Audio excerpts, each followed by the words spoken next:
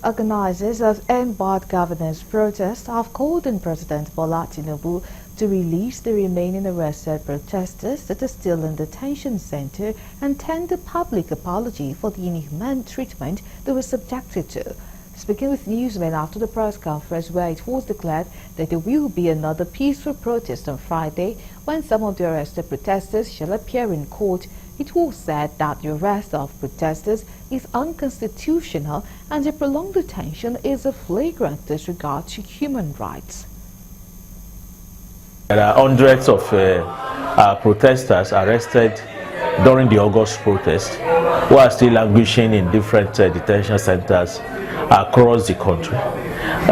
About 2,100 protesters were actually arrested during the August protest. Of course, we know that a number of them were released subsequently in Kano and in a few other places because of the intervention of lawyers, including the team of the Nigerian Bar Association. But even despite that, we still have in prison detention on trial, several more protesters who are barely surviving. How do you beat us to this state and then ask us not to protest and then ask us not to cry out? People have to cry out so that the things can change, so that there can be a system change, so that there can be policy change. They also condemned actions of security operatives during and after the End Bad Governance protest. They called for thorough investigations of the treatment the protesters were subjected to, especially the minors, while in detention.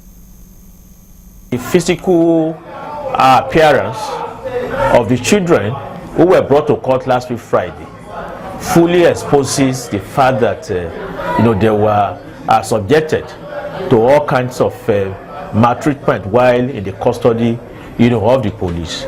Obviously, it looks very clearly from their physical appearance, but also from my interaction with them and the lawyers, that starvation was utilized as a weapon of torture.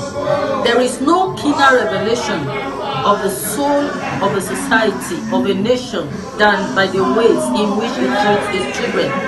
For children to be dragged to court in such inhuman way, for children looking as if we're emerging straight out of Nazi-era concentration camps, shows that there's something fundamentally wrong with the people who rule us.